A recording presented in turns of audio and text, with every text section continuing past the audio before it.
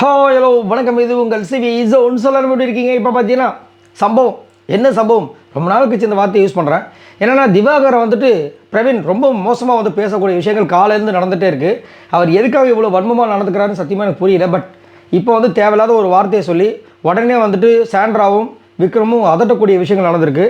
அது என்னென்னு பார்க்குறோம். அதுக்கு முன்னாடி பார்க்குற எல்லாருமே நம்மளோட சேனலை சப்ஸ்கிரைப் பண்ணி பாருங்கள், லைக் பண்ணுங்கள், கமெண்ட் பண்ணுங்கள், ஷேர் பண்ணுங்கள். இப்போ வாங்க இந்த வீடியோக்குள்ளே போகலாம். ஸோ திவாகர் பார்த்தாவே ஒரு சில பேருக்கு வந்துட்டுல இவரை கலாய்க்குன்னு தோணும் போல இருக்குது. ஏன் அவரெல்லாம் மனுஷனாகவே தெரியல அவங்களுக்கு? இந்த பிக் பாஸ் கேமை பாருங்கப்பா. வெளியில் அவர் வந்து 1000 விஷயங்கள் பேசியிருக்காரு, இல்லைன்னு சொல்லவே இல்லை. அதை வந்துட்டு ஆமாம், அது வந்து ரொம்ப தவறு. இங்கே வந்துட்டு அவர் சைலண்ட்டாக இருக்கார். அவர் சும்மா நோன்றதுனால என்ன ஆகுன்னா பிரவீனுக்கும் கானாவனத்துக்கும் இருக்கிற நல்ல பெயர்கள் கெட்டுப்போக வாய்ப்பு இருக்குது. அதை தவிர்க்கணும். ஏன்னா இப்போது திவாகரை பற்றி எல்லாருக்குமே தெரியுமா கிடையாது. எல்லோரும் பிக் பாஸ் பார்த்து தான் திவாகரை பற்றி தெரிஞ்சுப்பாங்க.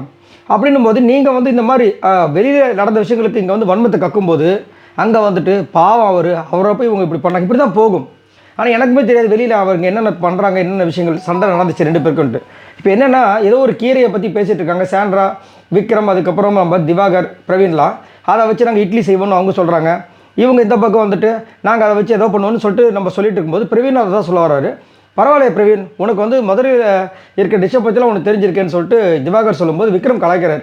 ஐயா, உங்களுக்கு முன்னாடியே மதுரை ஃபேமஸ் அப்படின்னு கலாய்ச்சவொடனே பிரவீன் உடனே என்ன பண்ணுறாரு, ஆமாம் எல்லாமே இவருக்கு வந்துட்டு இந்த பிக் பாஸும் இவரால் தான் ஃபேமஸ்ஸு, மதுரையும் இவரால் தான் ஃபேமஸ்ன்னு சொல்லிட்டு டக்குன்னு ஏதோ ஒரு வார்த்தை விட்டுறாரு.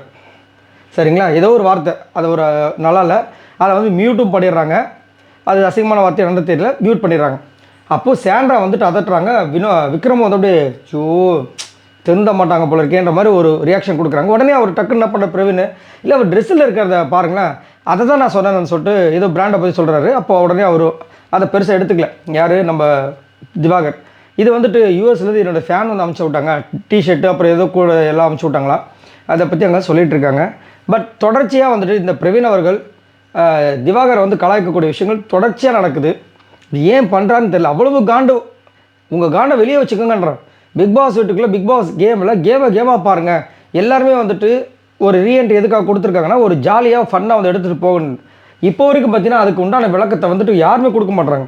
இதில் பிரவீன் வந்து நேற்று வந்து சொல்கிறாரு, ஃபன்னாக பண்ணுங்கன்னு சொல்லிட்டு அன்றைக்கி என் தலைவனையே கெஞ்ச வச்சிட்டிங்களேடா, ஏதாவது பண்ணுங்கன்னு சொல்லிட்டு இவர் சொல்கிறாரு. அப்போ நீங்கள் இப்போ என்ன பண்ணிட்டுருக்கீங்க?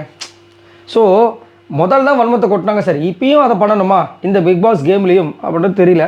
இதை பற்றி உங்களோட கருத்துக்களை சொல்லுங்கள். ஏன் திவாகரை வந்து எல்லாருமே வந்து கலாய்க்கிற மோட்டிவ்லேயே இருக்காங்க? மறக்காமல் கொண்டு சொல்லுங்கள். பாய் நண்பர்களே.